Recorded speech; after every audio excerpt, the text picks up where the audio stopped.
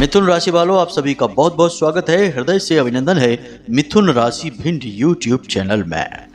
बंधुओं, आज का यह वीडियो कोई साधारण कार्यक्रम नहीं, एक बहुत बड़ा चेतावनी कार्यक्रम है, क्योंकि पितृपक्ष के इस पखवाड़े में शनि देव आपसे हो गए हैं भयंकर क्रोधित। जी हाँ बंधुओं, शनि देव तभी क्रोधित होते हैं जब आपके हाथों कोई बड़ी गलती हो जाती है। अब चाहे वह गलती जाने में हो या अनजाने में हो, कोई फर्क नहीं पड़ता है। इसलिए शनिदेव ने क्रोध से भरकर आपके लिए भेजा है एक बहुत बड़ा संदेश।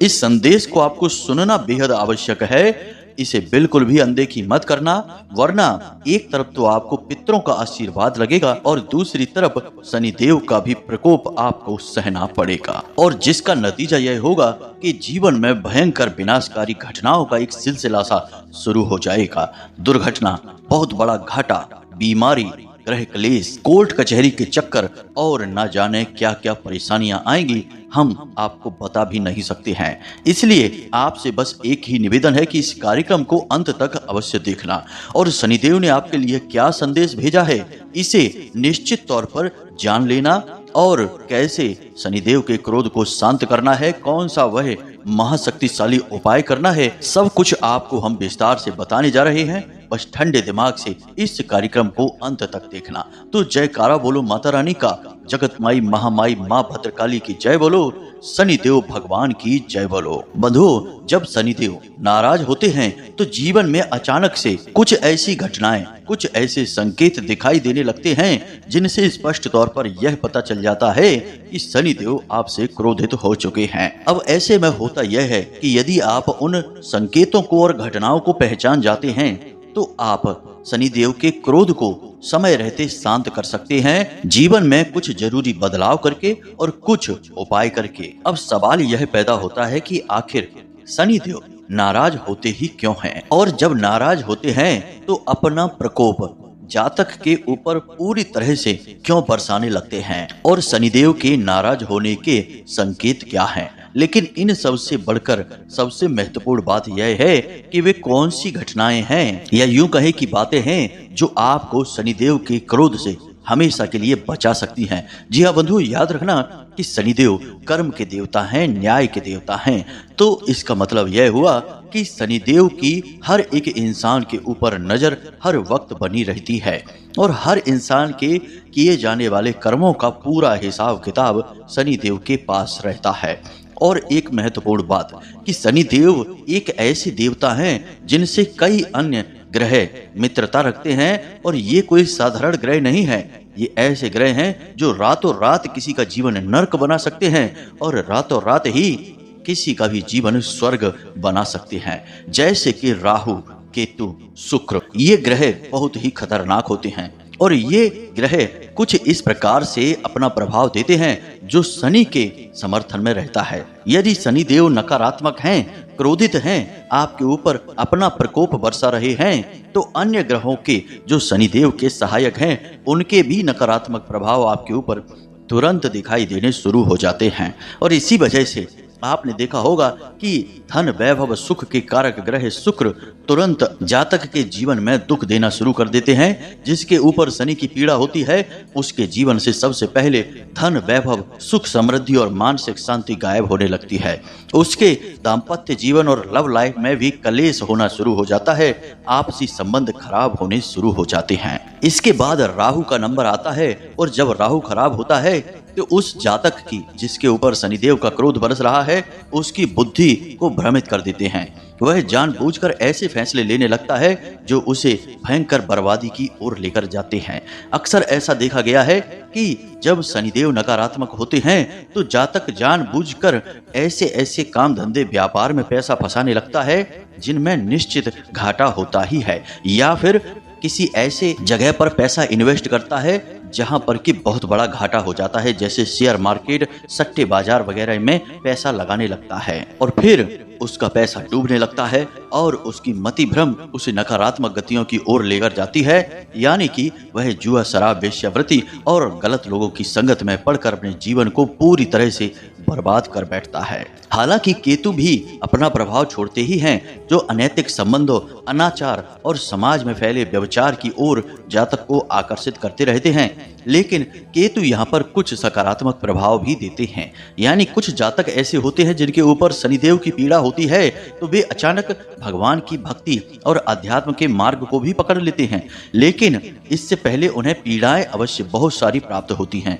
मतलब कहने का यह है कि पहले तो वह काम धंधे व्यापार में बर्बाद हो जाएगा, रिश्ते नातों में वह धोखा खाएगा, हर जगह से उसे केवल और केवल निराशा और परेशानी ही हाथ लगेगी। फिर अंत में जाकर जब उसे कोई नहीं दिखाई देगा तो वह भगवान की शरण में चला जाएगा। यह भी केतु का प्रभाव है। लेकिन हर एक जातक ऐसा भाग्यशाली नहीं होता है, क्योंकि केतु है तो एक राक्षस ग्रह ही, तो अपने अच्छे प्रभाव बहुत कम ही देता है, नकारात्मक प्रभाव अधिक देता है। इसलिए बेहतर यही होता है कि कोई बड़ी भयंकर बीमारी आपके पास आए, इससे पहले आप उसका इलाज कर लें, यानी कि पहले से ही परहेज करते हुए चलें, तो बीमारी नजदीक आएगी ही नहीं। आपने वह कहावत तो सुनी ही होगी कि दुर्घटना से देर भली, यानी कि आप दुर्घटनाग्रस्त हो जाएं और ग्रहों का प्रकोप आपके ऊपर टूट पड़े। इससे बेहतर है कि आप समय रहते संभल जाएं और कुछ जरूरी बदलाव जीवन में कर डालें और कुछ छोटे छोटे उपाय भी करने प्रारंभ कर दें, ताकि वह विपत्ति, वह नकारात्मक स्थिति आपके लिए उत्पन्न हो ही ना। और याद रखना कि जिस इंसान से शनिदेव नाराज चल रहे हैं, शनिदेव का जिसके ऊपर प्रकोप बरस रहा है, उस इंसान से पितृ देवता कभी प्रसन्न हो ही नहीं सकते हैं। क्योंकि बात तो वहीं आ जाती है कि जहां शनिदेव न्याय की और कर्म के देवता हैं और वे आपसे नाराज हो रहे हैं, तो इसका मतलब यह है कि कहीं ना कहीं आपके कर्मों में खोट आ चुकी है, आपने किसी के साथ अन्याय कर डाला है। और इस प्रकार के जातक के ऊपर पितरों का भी प्रकोप बरसता है, क्योंकि इस तरह के कार्य करने से दंड आपके पितरों को मिलता है।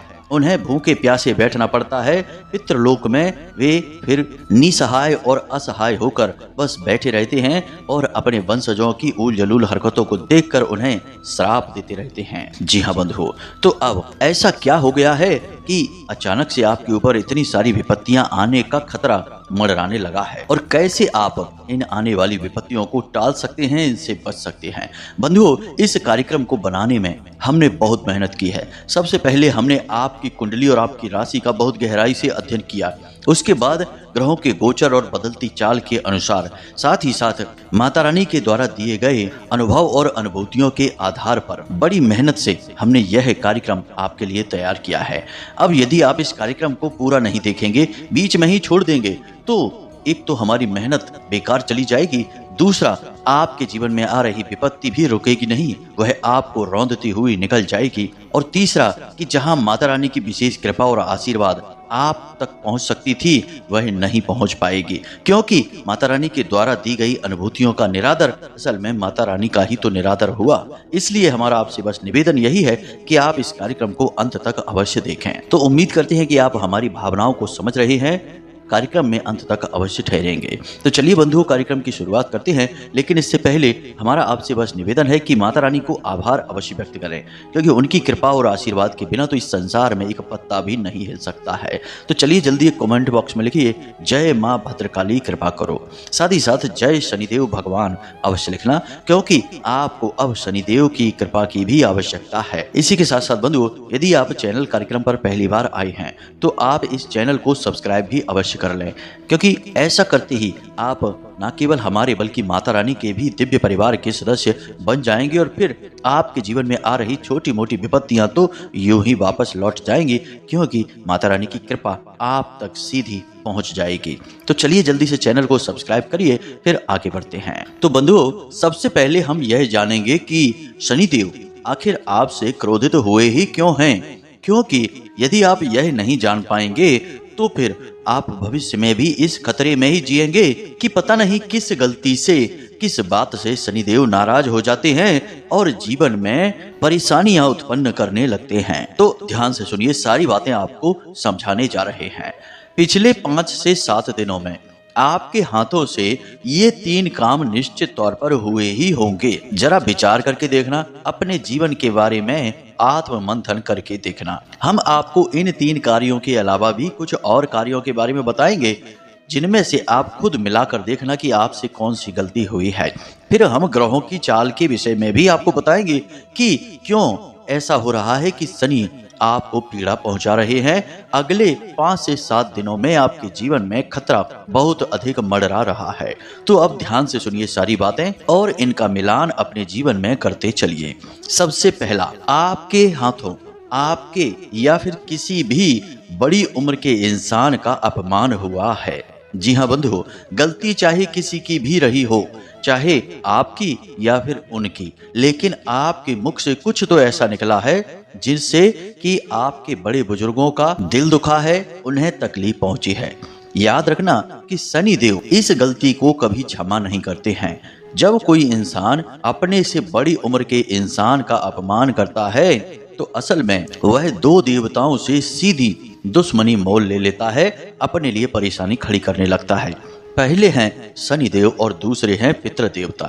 घर के बड़े बुजुर्ग, चाहे वे आपके घर के हों या किसी और के घर के हों, यानी आपके आस पड़ोस के कोई व्यक्ति सज्जन हैं, वे चाहे किसी और के घर के हों लेकिन हैं तो बड़ी उम्र के ही, उनका दर्जा बड़ा है।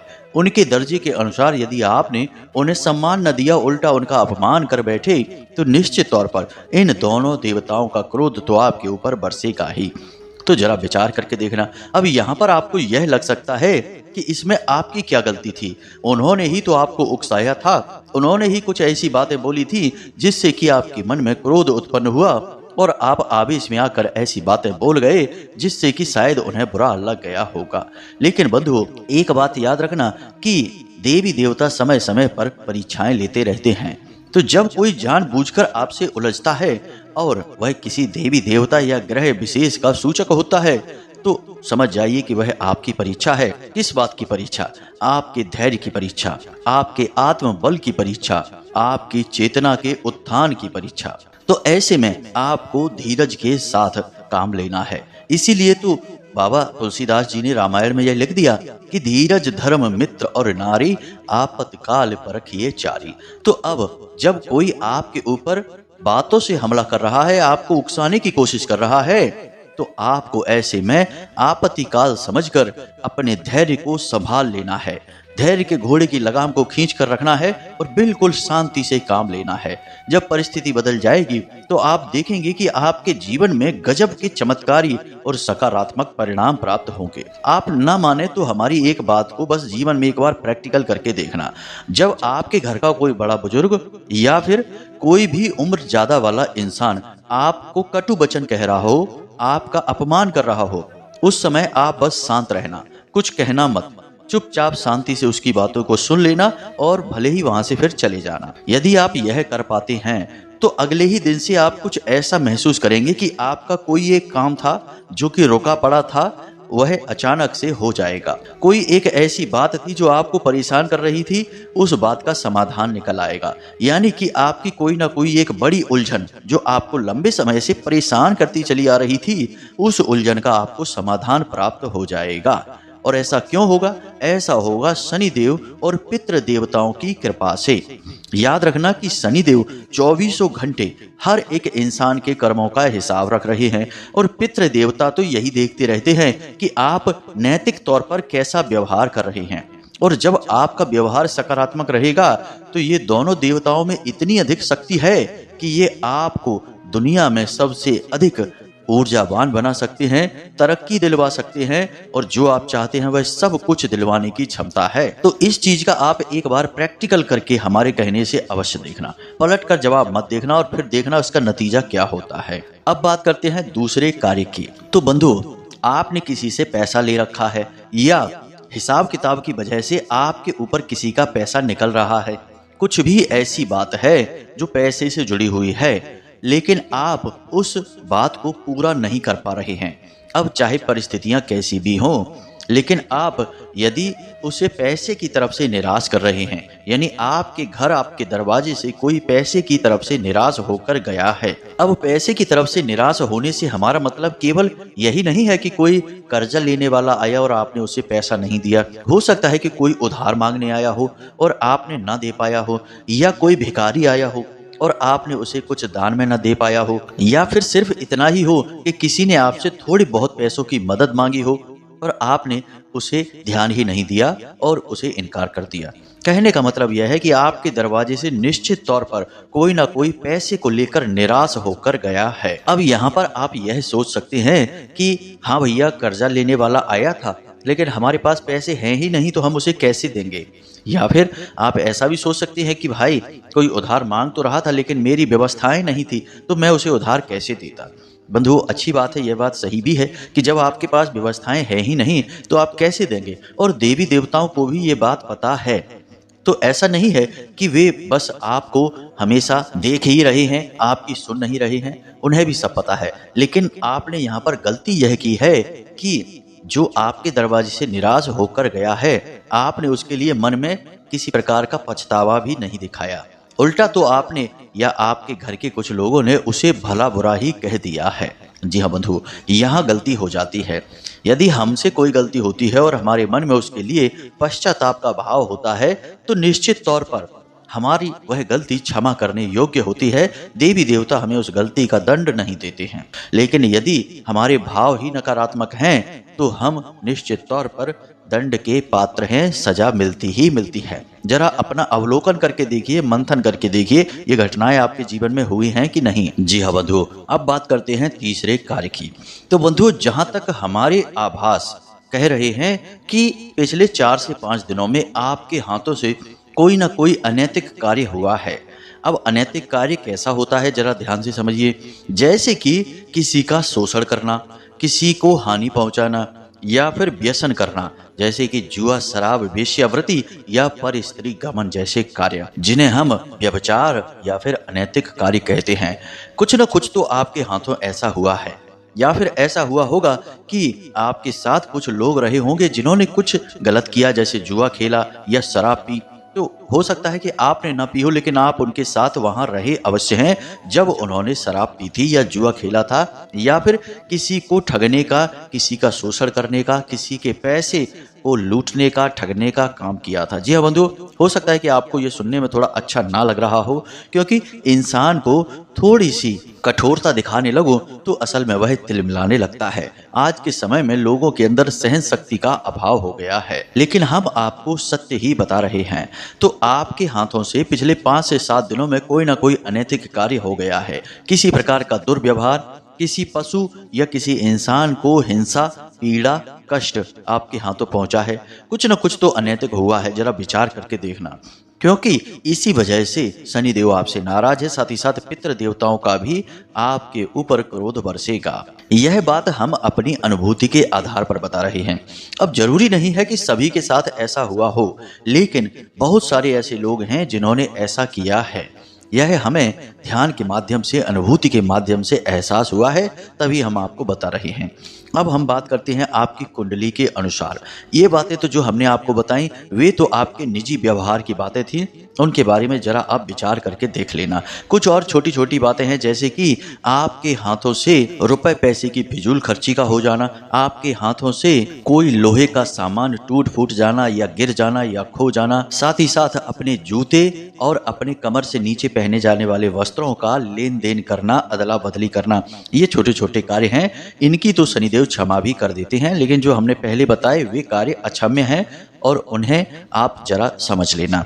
अब आपके ग्रहों की बात करते हैं, तो ध्यान से सुनिए। इस समय आपकी कुंडली में सूर्य देवता बुध और केतु के साथ युति बनाकर बैठे हुए हैं। और जब सूर्य देवता बुध और केतु के साथ युति बनाते हैं तो वैसे तो सूर्य राजा हैं, उनके पास शक्ति अपार होती ही है, लेकिन यह जो जोड़ होता है, असल में यूं कहें कि योग होता है, तो यह योग शनि को दूषित करने लगता है और शनि के कुप्रभाव जातक के ऊपर पड़ने लगते हैं। साथ ही साथ शुक्र भी नकारात्मक होने लगता है और राहु भी नकारात्मक भाव में गोचर करते हुए आपको पीड़ाएं पहुंचाने का कार्य कर रहा है। तो कहने का मतलब यह है कि यह जो योग है यह आपकी हानि का योग है। तो इस योग की वजह से भी शनिदेव की पीड़ा आपको होने वाली है। अब शनिदेव से जुड़ी पीड़ाएं कैसी होंगी जरा आप ध्यान से समझिए। सबसे पहली पीड़ा है कि आपको रुपए पैसे को लेकर जो भी आपकी बातें थी, जो भी आपके काम थे, वे बनते बनते अचानक रुक जाएंगे। आपके कार्यों में जो गति आ रही थी वह रुक जाएगी। आपको अचानक से बहुत निराशा का एहसास होने लगेगा। अचानक से बहुत अधिक आलस का एहसास रहेगा। कार्यों को करने का बिल्कुल भी मन नहीं करेगा। यदि आप काम करेंगे भी तो बिल्कुल अंतिम एंड पॉइंट पर जाकर काम शुरू करेंगे, तब तक बहुत अधिक देर भी हो जाएगी। साथ ही साथ आप जिस भी कार्य को कर रहे होंगे उस कार्य में आपका मन नहीं लगेगा। आपको लगेगा कि यह कार्य में अब दम नहीं है, यह बिल्कुल बेकार काम हो चुका है, अब इसे बदल देते हैं। इसी के साथ साथ आप पैसे जो कमा कर घर लाएंगे, वे पैसे कब गायब हो जाएंगे आपको पता ही नहीं चलेगा। यानी कि पैसा एक हाथ से आएगा और दूसरे हाथ से तुरंत गायब हो जाएगा। कुछ खर्चों में और कुछ फिजूल खर्चों में आप बस सोचते ही रह जाएंगे कि अपने लिए कुछ कर लेते, लेकिन आप कुछ भी नहीं कर पाएंगे। एक पैसा भी अपने ऊपर खर्चा नहीं कर पाएंगे। सब इधर उधर के कार्यों में ही चला जाएगा। मानसिक चिंताएं आपको बहुत होंगी। रात को सोने में आपको तकलीफ होगी। समय से नींद नहीं आएगी, और नींद आएगी भी तो बेचैनी बहुत अधिक रहेगी। और इन सब से कहीं बढ़कर पति पत्नी के बीच आपसी तनाव बढ़ जाएगा। घर परिवार में क्लेश का माहौल भी होने लगेगा, और इसका कारण होगा राहु, क्योंकि आप मानसिक तौर पर विचलित रहेंगे और आपके मुख से ऐसे कटु शब्द निकलेंगे जो दूसरों को पीड़ाएं पहुंचाएंगे, जिसकी वजह से आप परेशान तो खुद रहेंगे और दूसरे आपसे परेशान हो जाएंगे और फिर आपको ही परेशान करेंगे, क्योंकि बदले में वे भी ऐसी बातें बोलेंगे जो आपको और अधिक परेशान करने लगेगी। आपका स्वभाव चिड़चिड़ा हो जाएगा, शरीर में ऊर्जा की कमी रहेगी और कोई ना कोई रोग छोटा मोटा ही सही लेकिन लगा रहेगा। जैसे हल्का बुखार रहेगा, शरीर में दर्द होता रहेगा, पेट में तकलीफ बहुत अधिक रहेगी, कमर में भी दर्द और पीठ में भी दर्द बहुत रहेगा। समय समय पर होगा और फिर अपने आप ठीक भी हो जाएगा। ये सारी पीड़ाएं शनि की पीड़ाएं हैं। अगर आपको ये सारी पीड़ाएं हो रही हैं तो समझ जाइए कि आप शनि के दायरे में आ चुके हैं। अब जरूरत है आपको इस पीड़ा से मुक्ति की। तो ध्यान से सुनिए, आपको इस पितृपक्ष में शनिदेव को प्रसन्न करने के लिए क्या करना चाहिए। उपाय ऐसा होना चाहिए जिससे ना केवल शनिदेव प्रसन्न हों, बल्कि आपके पितृ पूर्वज भी आपको आशीर्वाद दें।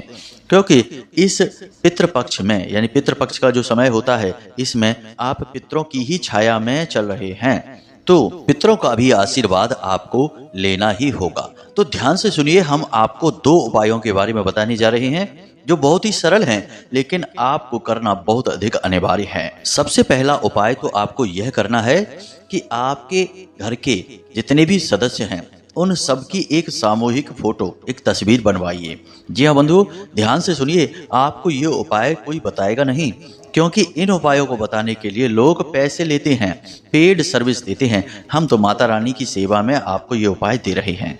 तो ध्यान से सुनिए, आपके घर में एक दिशा है जिसे शनि देव की दिशा कहा जाता है।